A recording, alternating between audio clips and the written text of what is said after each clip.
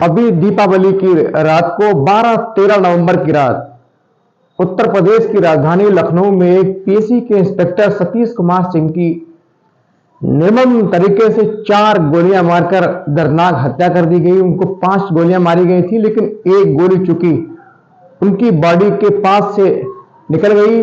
4 total गोलियां उनकी body में घुसी लगी। उनकी घटनास्थल पर ही दर्दनाक मृत्यु हो जाती है। इस घटना से पूरे यूपी में भूचाल सा आता है। पूरे यूपी में ये मामला तूल पकड़ता है कि यूपी की राजधानी जो सुरक्षित क्षेत्र माना जाता है लखनऊ, वहां पर एक इंस्पेक्टर की गोली मारकर हत्या कर दी गई। इससे ये अंदाजा लगाया जा सकता है कि लखनऊ में अपराधियों के हौसले कितने बुलंद होंगे। लिहाजा फौरन यूपी पुलिस की ओर अपराधियों की धरपकड़ के लिए कोशिश की गई। पुलिस मौके पर पहुंची और काफी अपनी कार्यशैली, कुशलता, तत्परता, सूझबूझ का इस्तेमाल करते हुए बहुत अजीबो गरीब घटनाक्रम तरीके से कातिल तक पहुंची। कातिल को पकड़ा, उसको गिरफ्तार किया और सीधे जेल के पीछे भेज दिया। दरअसल ये जो घटना है अभी 12-13 नवंबर यानी दीपावली की रात, तमाम देश दीपावली मना रहा था, पटाखे फोड़े जा रहे थे, खुशियां मनाई जा रही थी, हर जगह शोरगुल हो रहा था। तभी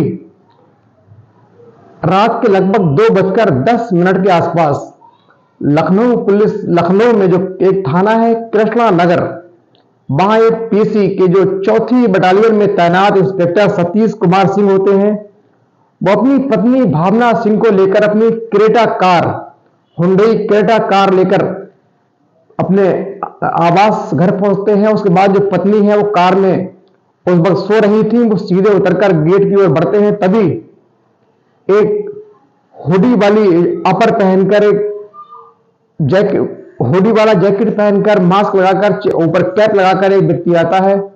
उसके दोनों हाथों में हथियार होते हैं, एक हाथ में कट्टा होता है, एक हाथ में नाजायज पिस्टल होती है, दोनों लोड होते हैं। वो बिल्कुल एकदम ताबड़तोड़ तरीके से इंस्पेक्टर सतीश कुमार सिंह पर वार करता है। पहली गोली उनके पेट में लगती है, फिर कट्टे में जो गोली थी वो खत्म हो गई, चूंकि कट्टे में एक बार में एक गोली आती है, उसको फेंक देता है। उसके बाद दूसरी जो गोली है, जो पिस्तौल फुल लोड थी, उसकी गोलियों से लगातार 4 फायर और करता है। एक गोली उसकी जल्दबाजी में बॉडी के पास से निकल जाती है, बाकी 3 गोलियां पिस्टल की बॉडी में लगती हैं। इंस्पेक्टर सतीश कुमार सिंह होते हैं लहू लुहान होकर, उनकी बॉडी से खून का फव्वारा निकल पड़ता है, तड़पते हुए गिर जाते हैं। तभी उनकी पत्नी एकदम उड़ जाती है और फौरन कुछ समय के बाद कार से निकलकर उनके पास पहुंचती हैं। चूंकि जो गोली मारने का जो टाइम था, इसमें लगभग कई सेकंड लग गए थे, लेकिन जो पत्नी थी वो कार में थी। उसके बाद जब वो हमलावर वहां से भाग जाता है, पत्नी बाहर निकलती है और शोर शराबा शुरू करती हैं, चिल्लाती हैं कि मेरे पति की हत्या हो गई है। आसपास के जो लोग हैं वो सीधे, क्योंकि रात का मामला था, रोड चल नहीं रहा था, कोई गली में था नहीं, लेकिन सीसीटीवी कैमरे जो 24 घंटे हमारी निगरानी करते हैं, 24 घंटे के पहरेदार संतरी होते हैं, वो लगातार अपनी ड्यूटी कर रहे थे। उन्होंने पूरी घटना को अपने कैद किया, कैमरों ने कैद किया। फिर कुछ लोग घर से बाहर निकलते हैं, उनको फौरन लोगों की मदद से अस्पताल ले जाया जाता है, लेकिन वहां पहुंचते पहुंचते पहले ही उनकी मृत्यु हो चुकी थी। डॉक्टर ने उनकी बॉडी को चेक किया और देखा, उनसे कहा कि सॉरी, अब इनमें कुछ नहीं है, इनकी तो यहां आने से पहले ही मौत हो चुकी थी। उसके बाद पूरी राजधानी में हो हल्ला हुआ, तमाम तरीके से पुलिस पर दबाव बना, पुलिस की थोड़ी फजीहत भी हुई इसमें, क्योंकि राजधानी जैसे इलाके में एक इंस्पेक्टर की हत्या होना एक अपने आप में बहुत बड़ी बात है। लिहाजा फौरन पुलिस की टीमें गठित की जाती हैं। पुलिस की टीमें हैं, ये खुलासा करने के लिए उन पर दबाव था कि किस तरह से इस हत्याकांड का खुलासा किया जाए, जल्द से जल्द कातिलों को पकड़कर जेल के पीछे भेजा जाए, जिससे थोड़ी जो बदनामी हुई है, पुलिस की फजीहत हुई है, उससे कहीं ना कहीं छुटकारा मिले।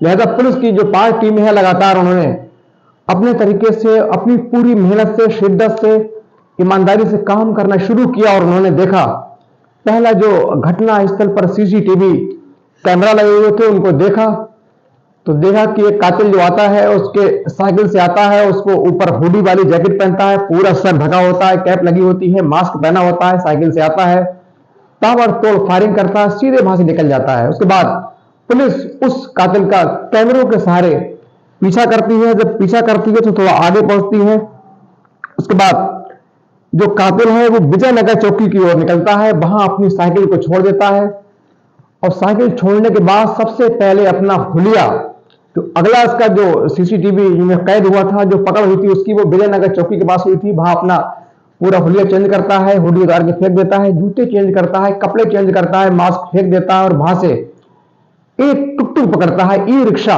पकड़ लेता है और ई रिक्शा पर बैठकर वो वहां से चौरक चौराहे की ओर जाता है। वहां से रिक्शा द्वारा सीधे अटल बिहारी कन्वेंशन, डोलीगंज, केसरबाग आदि कई जगह होता हुआ सीधे बालू रोड पर उतर जाता है। उसके बाद उसका कहीं किसी सीसीटीवी में फुटेज नहीं मिलता है। पुलिस जब कैमरों के सहारे, पुलिस की 5 टीमें लगातार कैमरे दर कैमरे, दुकान दर दुकान खाक छान रही थी, कैमरे खंगाल रही थी। लगभग 400 सीसीटीवी कैमरा खंगालने के बाद पुलिस ने उस ई रिक्शा वाले को पकड़ लिया, उसको ढूंढ लिया, उसको बुलाया, उससे पूछताछ की गई तो उसने बताया कि साहब ऐसे ऐसे व्यक्ति मुझे मिला, मुझसे पैसे तय किए और मुझसे तमाम जो जगह मैंने आपको बताई वहां से होता हुआ सीधे डोलीगंज, डोली जो बालू रोड है वहां उतर जाता है। उसके बाद बालू अड्डे के बाद हमें कोई पता नहीं कहां चलाएगा, लेकिन पुलिस उससे कहती है तुमने जैसा भी उसको देखा कल्पना के आधार पर हमें बताओ। फिर उसने फॉरेंसिक एक्सपर्ट, जो चित्रकारी एक्सपर्ट होते हैं, जो दूसरे की कहने के मुताबिक फोटो तैयार कर देते हैं, तस्वीर बना देते हैं, सारे जो एक्सपर्ट होते हैं उनको बुलाया। उसके बताने के अनुसार पूरी एक काल्पनिक तस्वीर बनाई गई और काफी हद तक वो उस कातिल से मैच कर रही थी। रिक्शे वाले ने कहा ये बिल्कुल वैसी ही लग रही है जैसा वो व्यक्ति जो हमारे ई रिक्शा में सवार हुआ था और बालू अड्डे तक मैंने इसको छोड़ा था। उसके बाद पुलिस अपने और सूत्रों के आधार पर अपना जाल बिछाती है। जाल बिछाने के बाद बड़ी मशक्कत से, काबिलियत से, पुलिस की यहां बड़ी काबिलियत की, पुलिस की तारीफ करनी होगी, पुलिस ने बड़ी सूझबूझ से सूझबूझ का परिचय दिया। कड़ी दर कड़ी जोड़ी, कड़ी से कड़ी जोड़ी, कैमरे खंगाले, हर दुकान, चौराहे, यदि कोई चौराहे पर कैमरा है जिसमें वो रिक्शा कैद हुआ था तो उसकी जाने की चारों दिशाएं चेक की। लगभग पुलिस की 5 टीमों ने लगातार लगभग 400 कैमरों को खंगाला। कैमरे में ये रिक्शा वाला पकड़ा गया। उसके बाद और कड़ी जोड़कर बहुत मशक्कत से मुखबिरों के सहारे उस कातिल को पकड़ा जिसने इंस्पेक्टर सतीश कुमार सिंह की हत्या की थी और हत्या करने के बाद जो कपड़ा बदलकर, भेष बदलकर वहां से फरार हो चला था। उसके बाद पुलिस ने उसको पुलिस स्टेशन बुलाया, उससे कहा तो उसने कहा साहब मेरा कोई कसूर नहीं है, मैंने किसी को नहीं मारा, मुझे बेकसूर पकड़ रहे हो, मेरी बेइज्जती कर रहे हो, मैंने किसी का मर्डर नहीं किया। लेकिन पुलिस के पास काफी जो सबूत है उसके खिलाफ आ चुके थे। पुलिस को जानकारी हुई कि ये मृतक जो इंस्पेक्टर सतीश कुमार सिंह थे उनका सगा साला है, उनकी पत्नी का सगा भाई है, उनकी पत्नी भावना सिंह होती है, जो घटना वाले दिन पति के साथ क्रेटा कार में बैठी थी, सीट पर सो रही थी, सोई थी, उनका सगा भाई होता है। इससे जब बारीकी से पूछताछ की जाती है, जब पुलिसिया अंदाज में से पूछताछ की जाती है तो अपना पूरा गुनाह कबूल लेता है, बहुत देर तक नहीं टिक पाता है। सारी घटना वो जो बताता है वो दरअसल हैरान कर देने वाली है और सुनने के बाद आपको भी बड़ी हैरानी होगी कि एक इंस्पेक्टर जैसे जिम्मेदार अहम पद पर पीएससी की 4थी बटालियन में तैनात इंस्पेक्टर भी इतने गलत कामों में लिप्त हो सकता है। दरअसल जो पत्नी भावना सिंह है उनकी शादी हुई थी, बेटी थी, लेकिन इंस्पेक्टर है काफी रंगीले मिजाज के थे, इनका बाहर की महिलाओं से संबंध थे, यहां तक कि जैसा पत्नी का आरोप है जब पत्नी को बुलाया गया उनको पूछताछ के लिए, उनको जब अरेस्ट किया गया, जब भाई ने बोल दिया कि हाँ मैं और मेरी बहन ने मिलकर इनकी हत्या का प्लान बनाया, उसके बाद मैंने हत्या की, तो पत्नी जो भावना सिंह है उनको पुलिस स्टेशन बुलाया गया, उनसे सीधा सवाल किया गया कि आपने अपने पति की हत्या क्यों करवाई। तो उन्होंने पूरी घटना तफसील से बताई। उन्होंने कहा साहब मैं खुद परेशान थी, इनके कई महिलाओं से बाहर नाजायज संबंध थे, दूसरे वाले घर में ये कई लड़कियों को रात में लेकर आते थे और मैं जब भी विरोध करती तो मेरे साथ ये बहुत भयंकर मारपीट करते, मुझे शराब पीकर मारा करते थे, मेरी पिटाई लगाते थे। उसके बाद ये घटना जो है मृतक इंस्पेक्टर की ससुराल पत्नी भावना सिंह के मायके तक पहुंची, उन्होंने इस पर हस्तक्षेप किया, मना किया। तो इंस्पेक्टर साहब ने अपनी वर्दी का रौब दिखाया, उनसे कहा यदि ज्यादा कुछ करोगे तो मैं तुमको फर्जी केस में जेल भिजवा दूंगा, तुम्हें मार डालूंगा, तुम्हें छोड़ूंगा नहीं। लिहाजा पुलिस की वर्दी के रौब में थोड़ा ये लोग सहमे रहे, कुछ खुलकर विरोध नहीं कर पाए, लेकिन पत्नी लगातार उसकी प्रताड़ना सह रही थी, मारपीट सह रही थी, तमाम लड़कियां घर में आ रही थी। कई बार मायके वालों ने कहा तुम इनसे तलाक ले लो, लेकिन उसने कहा अब नहीं, मेरी एक बेटी है, मैं इनके साथ जीऊंगी, सारी जिंदगी इनके साथ गुजारना चाहती हूं, आज नहीं तो कल ये सुधरेंगे जरूर। एक उम्मीद के साथ वो नरक का जीवन जी रही थी, लेकिन उसको उम्मीद थी एक ना एक दिन मेरा जीवन सुधरेगा, मेरा पति सुधरेगा और मेरा जीवन सफल होगा। लेकिन काफी वक्त बीतने के बाद इंस्पेक्टर जो एचके सिंह है, सतीश कुमार सिंह, इनका व्यवहार बदल नहीं रहा था, बल्कि लगातार इनके नए नए लड़कियों से संबंध हो रहे थे। इससे पत्नी तंग आ चुकी थी, इधर मायके वाले भी तंग थे, परेशान थे, क्योंकि लगातार वो लोग भावना सिंह से बात करते थे तो वो रोजाना यही रोना रोती थी कि पति ने आज ये किया, मुझे मारा है। तो मायके वाले में कहीं ना कहीं तंग आ गए थे। अब चूंकि भाई बहन का रिश्ता ऐसा होता है कि भाई अपने बहन की तकलीफ या बहन अपने भाई की तकलीफ बिल्कुल बर्दाश्त नहीं कर सकती। एक नाजुक रिश्ता होता है, कच्ची डोर का रिश्ता होता है। लिहाजा भाई जो होता है देवेंद्र वर्मा, जो कातिल है देवेंद्र वर्मा जो भाई है, इसने बहन से कहा तुम फिक्र ना करो, इसका हम काम ठिकाना लगा देते हैं, इसको ठिकाना लगा देंगे, उसके बाद तुम आराम से जिंदगी जीना। लिहाजा दोनों ने तय प्लान के मुताबिक जो इंस्पेक्टर की किरदाकार थी उसमें साले देवेंद्र वर्मा ने बहन भावना सिंह के सहयोग से चुपचाप उसमें जीपीएस डिवाइस लगा दिया जो गाड़ी की लोकेशन ट्रैक करता है, और उसकी जो ऐप है वो उसका कंट्रोल है अपने मोबाइल से किया। अब क्रेटा गाड़ी के साथ इनका जीजा जो इंस्पेक्टर है जहां भी जा रहा था वहां की लोकेशन लगातार इस कातिल देवेंद्र वर्मा को साले को मिल रही थी। और घटना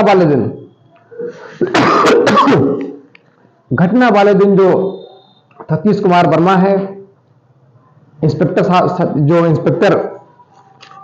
सतीश कुमार जो सिंह है, ये अपनी पत्नी को लेकर साथ में आ रहे थे। आवास पर पहुंचते हैं, रात के 2 बजे का वक्त होता है।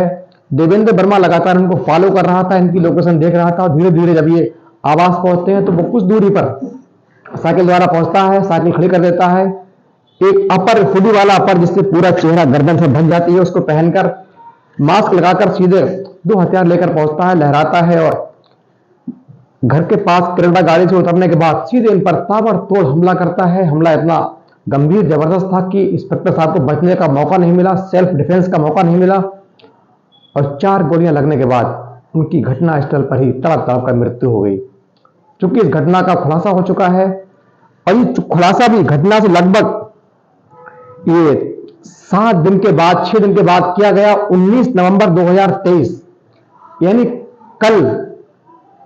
कल ये खुलासा किया गया। कल इस घटना का पूरा खुलासा हुआ। इसमें जो हत्यारे थे दोनों भाई और बहन, यानी मृतक इंस्पेक्टर सतीश कुमार सिंह की बहन पत्नी भावना सिंह और साला देवेंद्र वर्मा, दोनों को पुलिस ने गिरफ्तार किया और जेल भेज दिया। अब दोस्तों, ऐसी घटना सुनाने का मतलब किसी को हर्ट करना नहीं है, किसी को धमकाना डराना नहीं है, बल्कि हमें आपको सहयोग करके समाज को सुरक्षित करना है। समाज में हमें जागरूक रहना है। तमाम तरीके से जो हमारी आने वाला कल है वो सुरक्षित रहे। ऐसी घटनाओं से आप संज्ञान लें, आप सही रहें, आपका परिवार सुरक्षित रहे, सतर्क रहे, ऐसी हमारी कामना है। हमारी कहानी का मकसद भी यही है कि इनसे आप संज्ञान लेकर अपने समाज को, परिवेश को, परिवार को आप सुरक्षित रख सकें, सचेत रख सकें, महफूज रख सकें।